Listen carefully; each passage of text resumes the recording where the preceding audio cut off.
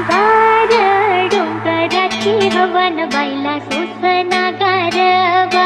गार डोंगराची हवन बाईला सोसना गारवा. हळदी कुंकू घेऊन हाती आंबा बाईला येणं किती.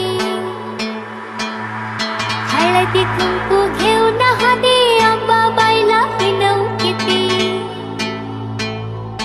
देवीला आंबा